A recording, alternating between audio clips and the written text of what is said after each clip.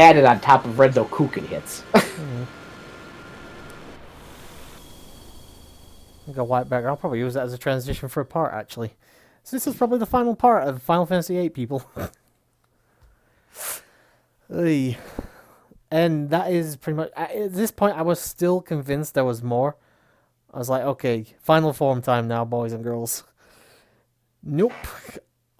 I was tense as hell, thinking, okay, I'm nearly there now. No, I've already done it at this point. So basically what we're left with is fucking 23 and a half minutes of cutscene and credits. Yay. So do you know what? Sit back, people, enjoy. I'm gonna go get a drink. Because fuck it.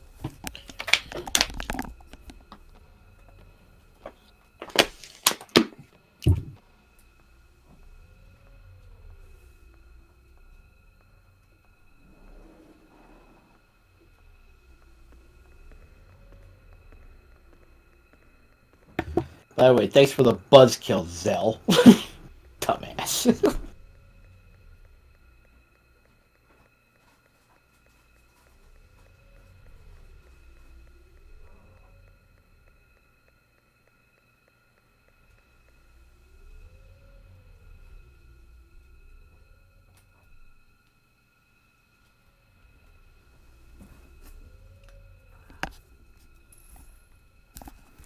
And I'm back.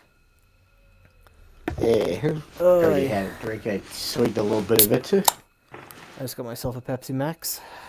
Basically responded to Zell's line. Yeah, thanks for the buzzkill, Zell, dumbass. True, but then again, he did put in the most effort with the final boss. Yeah. Well, not even that. Just, when Irvine was like, let's go back to our home time, even though it was a little bit cheesy. Oy. We're nearly there, guys. Yep. It is the final part. I'll probably split this entire video into 3 sections. First two forms of Ultimeter, second 2, and then the final cutscenes and credits. 3 parts, all about 20 minutes each, roughly, or thereabouts. Oh, it's been a long journey, guys. We're finally here. The end. Yep.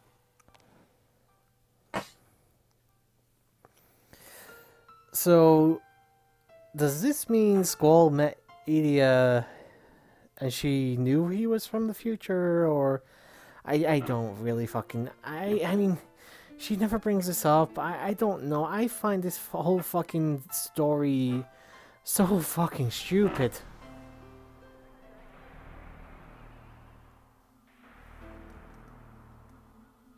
Unless she does have a great ass.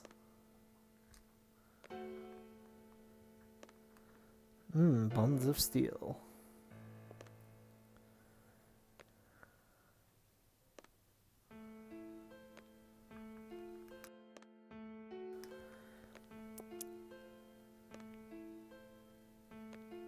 I gotta ask. We get a little bit of an insight into how Idia became to be possessed. It sort of happened similar to this. The only difference now is that basically Ultimisia is on her deathbed, and the whole rule of the sorceress, in order to be for her to actually die, she has to be free of her powers. So this is what's going on right now. So basically, we help create the loop itself that causes Well, to become evil, I guess.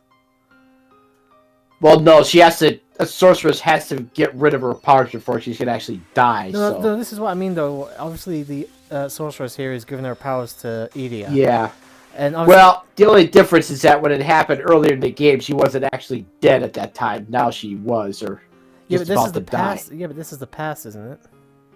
Well, it's a past timeline, yes. It's not... The events of what happened now are a little bit different than what did happen at the beginning with Idia. I don't fucking get it. This game makes no fucking sense. This is, boys and girls, this is why you don't do time travel. Unless you have a very, very, because Idia was possessed by Ultimisia as well at the beginning, and now she's not. She's just, I want to die. Here, you get my power so I can go rest in peace. And that's pretty much about it. Unless you set a very clear set of rules at the beginning of a game or a beginning of a story or anything in particular with time travel, you can't do it properly because time travel just doesn't make sense. Like I And oh said, yeah, unless you you actually make realize who this guy rules. is too. Yeah, she realizes Cloud. To be honest, you wouldn't. Not Cloud, sorry. I'm so sorry, Cloud, putting you in with this fucking loser. Um, um, I'm surprised she doesn't think Squall is Little Squall's daddy. And the first thought she has is to go to fucking. Oh no, he's a time traveler. Wouldn't it be funny if she says, "Hey, look, Little Squall, your dad's come to pick you up," and Big Squall's like, "What?" At least Squall Forbidden hears you. I don't know. I just really none of this fucking I really do not care much for this story after the first disc. I have to be honest. We'll get into that again more later when we get to This the credits. story really does not fit anything in the Final Fantasy genre whatsoever. It's not even that it goes against the genre. It's so fucking convoluted. It's ridiculous. Like, It's Final I Fantasy. think Diamond did too, where his problem is like it does not really play like a Final Fantasy game whatsoever. No, it doesn't. It has a few elements of it, but yeah, because of the whole fucking junction system and not being able to just outpower everything by level grinding and stuff, it definitely doesn't feel pure Final Fantasy. But yeah, we'll get more onto that when we get to the final credits. Obviously, there's still a bit more story to go yet. I mean, 10's got the whole spear grid thing, and you're leveling up by doing that. But even with that whole thing in there, I still get the sense you're playing a Final Fantasy game in there because that still feels more like one than this. Well, exactly. Yeah. I mean, well, here's the thing. 10 also is turn-based, so for me, I would have plenty of time to think of a strategy while I'm doing battles and stuff. Yep. It is Pokemon, essentially, in terms of how it's played. Right, yep. You've got plenty of time to sit there. Now that you can even see which person's turns are coming up because you always have the little. Yeah, I've not actually beaten 10. In fact, I've not gone very far into 10 at all. I've only played like an hour or two, just to try it out. But I did enjoy it.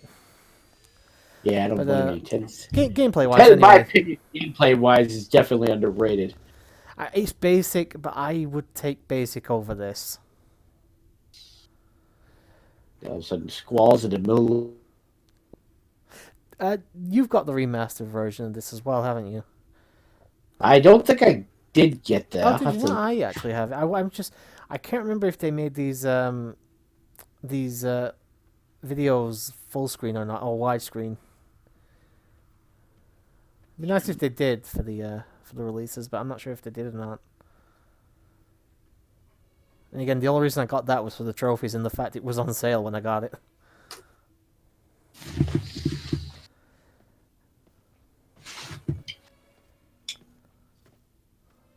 So, is Cloud... Why do I keep calling him Cloud? Fucking hell.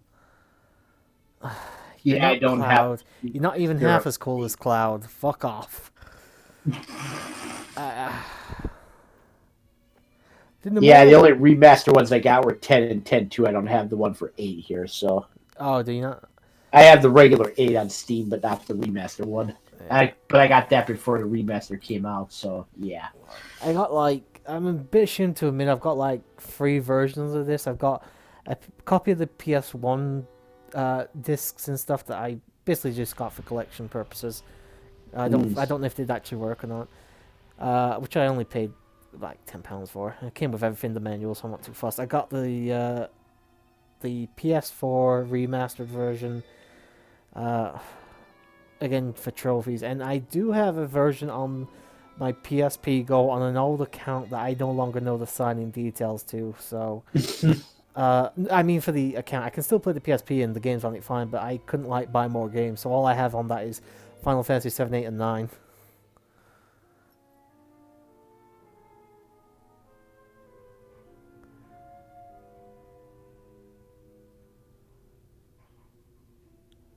Are you all wondering the same as me? What the fuck is going on here? Yeah. I mean, here's the thing. FF games are... Square Enix loves to be fucking overcomplicated, and with what they do with the stories and characters with their games, they don't need to do all this. It's very easy just to do a simple fucking story. You can have a couple twists and turns, but and also, why is there a fucking big deal with time travel and time manipulation? It's been going on since Final Fantasy 1, for fuck's sake. Now, coming up, this is sort of... In fact, this entire cutscene here is very... Anybody who likes the Squall is Dead theory usually points to these scenes as why, and that is actually a bit fucking creepy right there. Basically, it's believed that this is like Cloud's brain finally slowing down and stopping, and disc 2, 3, and 4 have just basically been his last moments after he was impaled at the end of disc 1. And there's a really fucking creepy image going to be coming up with Skull in a few moments. I don't understand it. I mean, I know it's supposed to, I guess, represent time flowing back together or something. It could have also something to do with the fact that the GFs are supposed to corrupt people's memories, but we haven't actually seen any of that throughout the game. So well, it's the whole thing about the GFs and the downsides of them was mentioned earlier, and I think it did kind of have its effect on a lot of the characters in the game, minus Irvine and Renoa, because Renoa didn't, go to the gardens like they did. Well, here's the, I kind of call bullshit because number one, all right, it's mentioned right at the beginning of the game. If you go and look at the thing you can do right after the opening cutscene, it mentions something about the GFs affecting memory. Fine, it gives you a tidbit there. Then you have the whole we were friends before and stuff, and we all attended the same orphanage. It's just I hate that as a plot point. I think it's fucking stupid. And it's never, apart from those two moments, it's never really brought up. It's not like Squall begins to fucking forget everybody like mid-game and stuff. I don't know. I just feel like it's not well explained or put together. It's a good idea in theory, but executed really fucking poorly. Well, it happened. It more or less messed with the past of their memories prior to when they were at the garden, like when they were at the orphanage and all that stuff. It had more to do with that. I mean, during the game, they came back together and nobody remembered that. So I know, but because it all happens, the majority of them forgetting it happens before the game even starts, it feels like a fucking cop-out. Yeah, true. And as far as this whole thing going, because Ultimisia and their whole time compression crap, and this is pretty much things trying to all turn to existence, trying to get its shit together, I suppose you could say. Should you try to fuck everything up? I don't know, I feel... And there's another reason I like the Squall is Dead theory is because I don't like most of the payoffs of this game after Disc 1. Like, we've already talked about the whole Laguna and Squall thing, and there's no resolution there, really. At least not on screen, anyway. It's like, we'll talk later, and that later never comes, at least for the person playing. Squall and the others just go off to finish off Ultimisia. It feels like there's no payoff. We don't even get to see Cypher die. It's not fair. I want to see him dead. Why won't you let me have what I want, game? I don't know. There's very little payoff with this game. In fact, we're about to see the blonde-haired prick here. Yeah. He's just trying to fish. Almost like a fucking Pokeball. And then, Raijin shows off and catches one. And, of course, he gets pissed off because someone's better than him at fishing. Yeah. And then here comes Fujin's troll moment. Pretty sure Fujin's a girl, dude. That's what I said, Fujin's troll moment. I didn't call Fujin a he. I thought you said his troll moment. No, I always knew Fujin's a girl.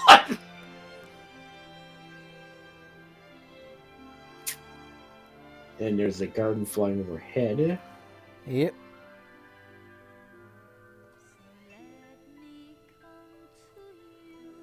So basically, he caused most of this himself, Cypher, because he couldn't stay away even though he'd been told to, and he probably gets off scot-fucking-free. As Laguna with the ring in his hand. And yeah, we get one more flashback. Oh, and there's Rain. Squall's... she is Squall's mother, right? Yes. Yeah, okay. He always got confused. Because here's the thing, until we actually started this Let's Play, I actually thought that Squall and Alone were actually half brother and sister. Squall and who? Alone. Oh. I actually didn't know that she wasn't her daughter. Yeah, I think she was just adopted or something. Yeah. Neighbor, and then I think later, obviously, she probably took her in and, well, at least raised her as her own anyway.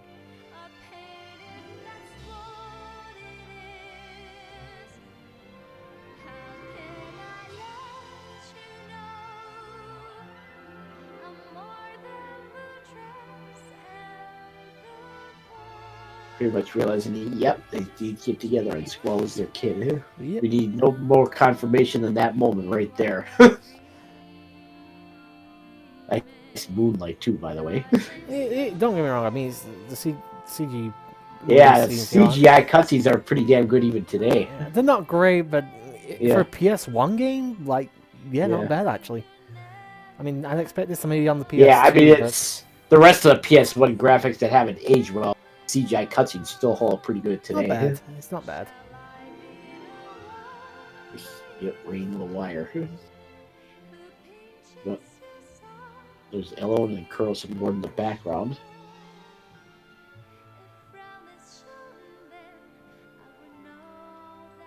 It looks up and.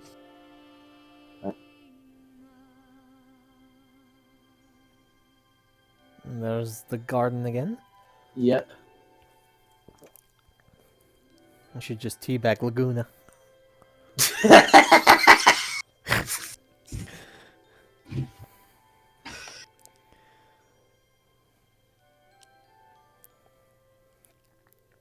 Again, we're not quite done with the cutscenes though either.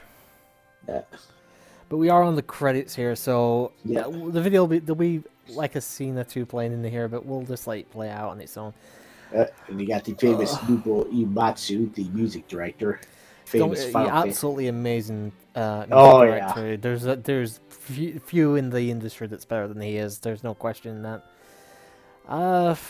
Even some of the people he team up with now today are pretty good too. So he's certainly found some predecessors in there as well. Pardon me.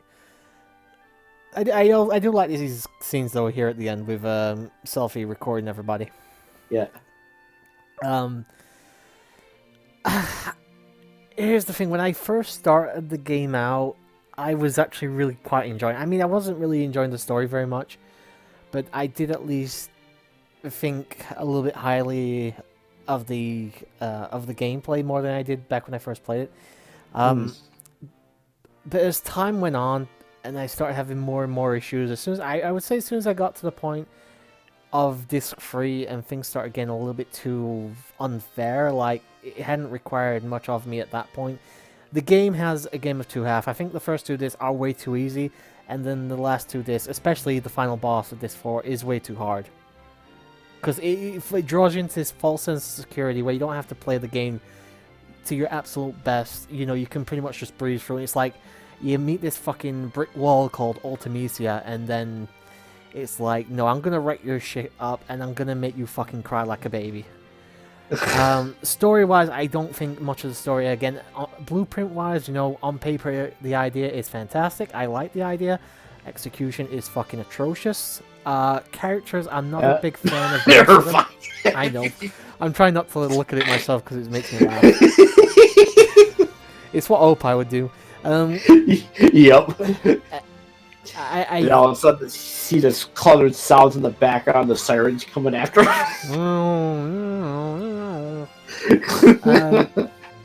Zell finally getting his hot dogs. And he's choking on the fucking things. Yeah. Though Selfie does good, does look really good in the hat. I have to say that.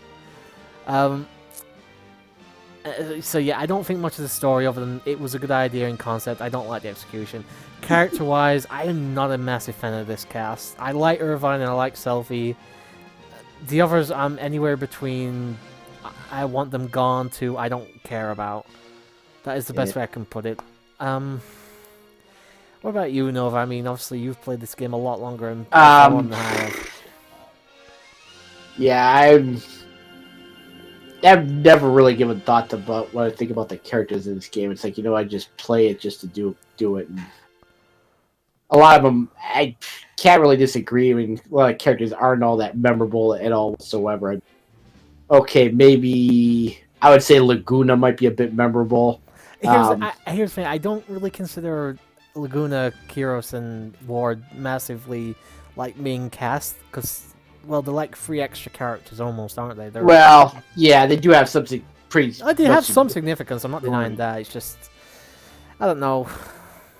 Anyway, sorry. Carry on. I'll try not to interrupt you again. I say more Laguna than Cross and Ward because those two, yeah, I mean, they don't have much time in it other than that, they're Laguna's buddies and all that. They're just kind of just there, really, aren't they? Yep. Laguna's a good character, though. I mean, even then, they're not bad. If we're talking like characters of like significance in this major significance in the story, which I do include, yes, Laguna. Yeah, he would probably be up there to be memorable enough. Excuse me. Maybe a little bit Irvine too, because, well, Irvine's just a fun guy. Yeah. I suppose Selfie too. Yeah, Selfie probably. Selfie's just a joy, in my opinion. But it is what it is. Here's the thing. There's a reason, guys, that when people talk about amazing stuff on the PS1 with Final Fantasy, this is usually the last one they'll name. Like, it'll be 7, 9, and probably even Tactics before anybody mentions 8.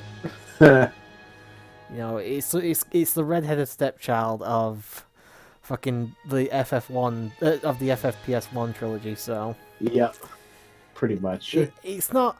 I wouldn't necessarily say it's a bad game. It's in my opinion a decent game, a poor RPG, and a really poor Final Fantasy game. It's the best way I can put it. Yeah, that's probably a good way of putting it. There is worse though. Let's put it this way: there are worse Final Fantasy games. Oh yes. Yeah. Like I said, next JRPG I'll be doing is not going to be a Final Fantasy game. I'll probably be doing the Xenoblade Chronicles Definitive Edition or something else. But the next Final Fantasy game might end up being the worst one, because I'll either do 7, which is considered one of the best by many people, including myself, or the one that's considered the worst by many people, which is FF13. Yeah. It is so fucking creepy watching Squall smile, I am sorry. It's weird. It doesn't look natural on the guy.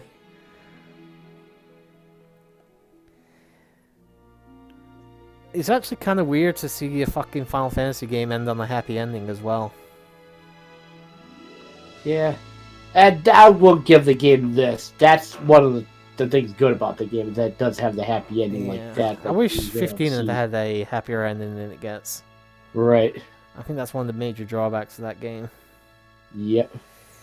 And that, boys and girls, is going to be the end of Final Fantasy VIII after 2 years, roughly, of recordings and shit.